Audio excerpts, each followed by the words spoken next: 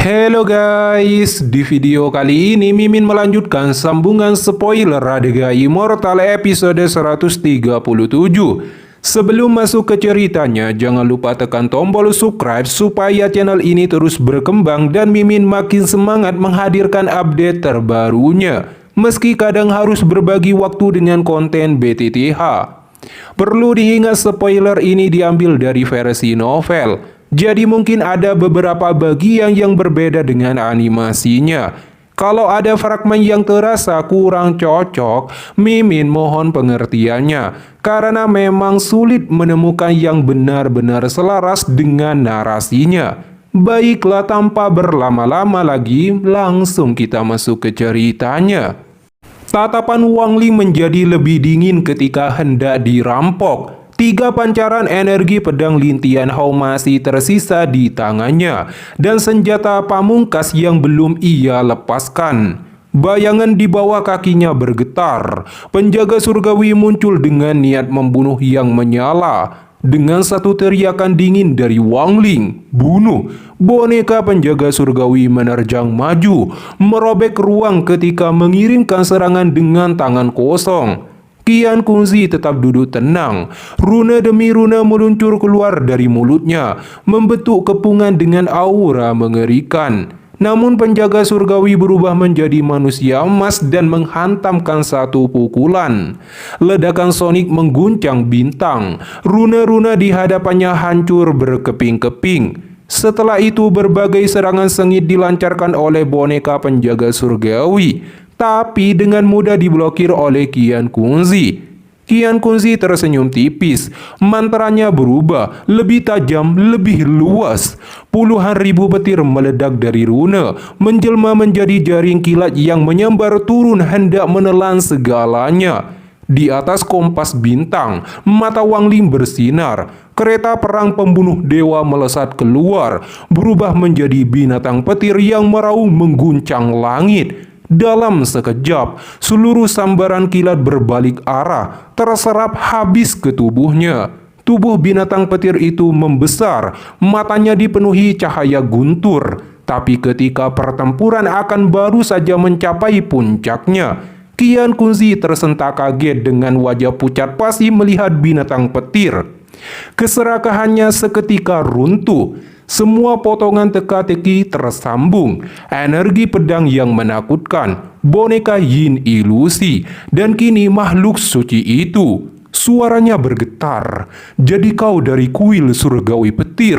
Tanpa ragu, ia menarik kembali semua rune. Keserakahannya lenyap seketika, digantikan ketakutan. Dengan wajah pahit dan hormat, dia menunduk cepat. "Teman kecil, maafkan aku, ini hanya salah paham." Dia bisa menantang keluarga manapun di sistem bintang Al-Heaven, tetapi tidak kuil surgawi petir. 3 kata itu adalah tabu yang tak boleh disentuh. Selama puluhan ribu tahun kultivasi, ia hanya mengetahui satu kebenaran mutlak. Binatang petir adalah simbol dan hanyalah milik utusan kuil surgawi petir. Sementara Wang Ling menatapnya tanpa emosi. Kesalahpahaman?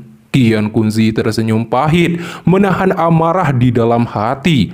Dengan kultivasinya, ia tak pernah merendah seperti ini, kecuali di hadapan kekuatan setingkat dirinya. Namun kali ini ia sadar, ia telah mencoba mencuri dari seseorang yang dilindungi kuil surgawi petir. Dia menarik nafas panjang. Keluarga Qian tidak akan ikut campur dalam urusan keluarga Huan, memutuskan semua hubungan dengan keluarga mereka. "Aku menginginkan giok surgawi," jawab Wang Ling datar. Qian Kunzi tertegun, lalu menggertakkan gigi. Tanpa berani menawar, ia melemparkan tas penyimpanan. Hatinya terasa perih, harga dari keserakahannya. Tanpa sepakatah lagi, ia berbalik dan terbang kembali ke planet 1000 ilusi. Wajah Qian Kunzi gelap ketika indera ilahinya menyapu wilayah keluarga Huan. Lalu pesan dingin menggema, "Huan Wongqing, kau membuatku menyinggung kuil surgawi petir. Saat keluargamu musnah nanti, aku akan menagihnya pada keturunanmu." Dari rumah leluhur, balasan datang tenang. Dia bukan dari kuil petir, dia berasal dari sistem bintang aliansi, sama seperti putri angkatku. Omong kosong, amarah Qian Kunzi meledak. Kau juga melihat binatang petir itu hanya milik utusan kuil surgawi petir. Dalam hatinya, kebencian mengeras dan hutang ini tak akan ia lupakan. Wang Ling turun ke planet 1000 ilusi seperti meteor setelah mengetahui jejak kuil surgawi petir.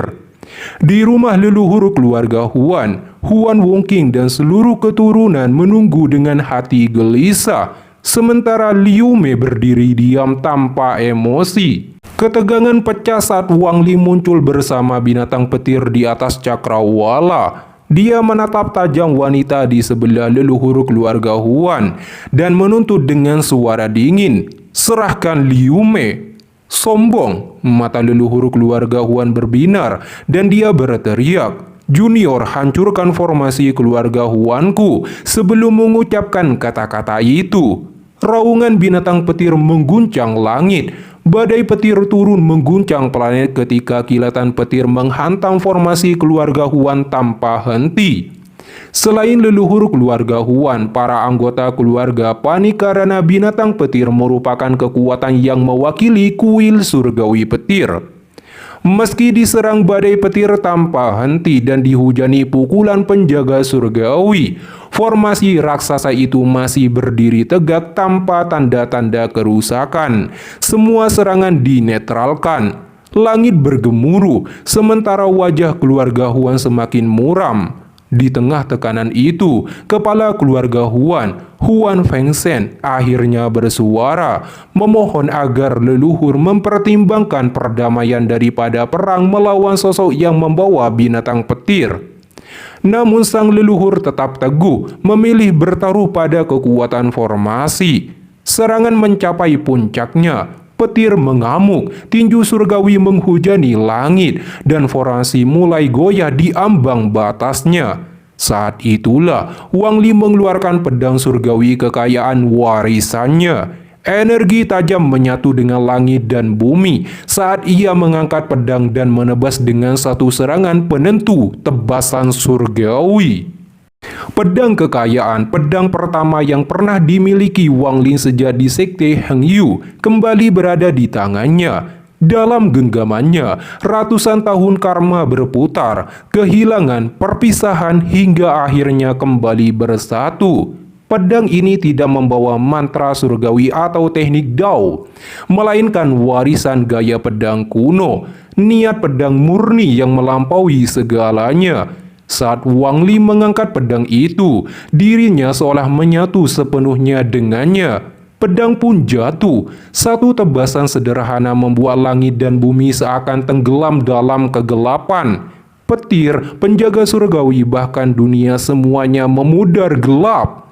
Yang tersisa hanyalah jatuhnya pedang itu, seolah mampu membelah dunia dan merobek kekacauan langit. Leluhur keluarga Huan gemetar dan berseru dengan mata melotot, "Ini hukum!" Suara robekan itu bergema di benaknya. Langit dan bumi redup tampak seperti benar-benar sedang terkoyak. Huang Fengsen menarik nafas dingin. Saat pedang itu jatuh, niat membunuh yang mengerikan meledak dan menebus matanya. Terpatri dalam pikirannya seperti bilah yang menancap di antara alisnya. Tubuhnya membengkuk, langkahnya mundur tanpa sadar. Dengan kultivasi tahap kekuasaan tahap akhir, ia tak mampu melihat hukum di balik tebasan itu. Namun ia merasakannya jelas, kekuatan yang cukup untuk merobek langit. Para keturunan keluarga Huan yang menatap langit pun gemetar. Tebasan itu membuat mereka merasa seakan ikut terbelah bersama langit dan bumi. Keringat dingin mengalir di punggung mereka, meski formasi masih melindungi. Mereka tak mengerti mengapa hanya satu ayunan pedang mampu menanamkan ketakutan sedalam itu. Namun pada saat itulah, rasa takut akan kematian mulai menyebar tanpa bisa dihentikan. Bukan hanya keluarga Huan, bahkan Qian Kunzi yang mengamati dari ruang rahasia keluarga Qian tiba-tiba berdiri. Matanya berbinar tajam. Hukum serangan pedang itu mengandung hukum. Langkah pertama memahami langit, langkah kedua mengubahnya menjadi hukum. Jika dia bukan dari kuil surgawi petir, bagaimana mungkin dia mencapai ini? Di tempat lain, seorang tetua keluarga Su yang semula hendak berangkat membantu keluarga Huan perlahan menurunkan kakinya. Gak jadi pergi deh sambil menatap langit dengan waspada.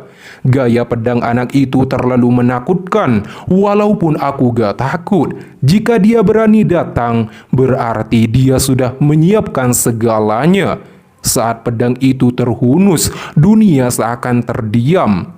Tanpa benturan, tanpa suara, formasi raksasa keluarga Huan runtuh begitu saja. Baiklah, itu saja spoiler kali ini. Mimin belum bisa melanjutkannya karena dari trailer terlihat ada beberapa adegan tambahan yang tidak ada dalam novelnya. Mimin takut salah, terutama momen ketika Wang Li memanggil sungai dunia bawah berwarna putih gelap. Perpaduan domain hidup mati berubah menjadi naga-naga yang tampaknya itu dibebankan ke arah Liu Mei untuk melumatnya hidup-hidup. Spoiler selanjutnya insya Allah segera menyusul. Jangan lupa subscribe ya, dukungan kalian adalah semangat terbesar Mimin. Tanpa kalian, channel ini tidak akan terus menyala. Terima kasih banyak.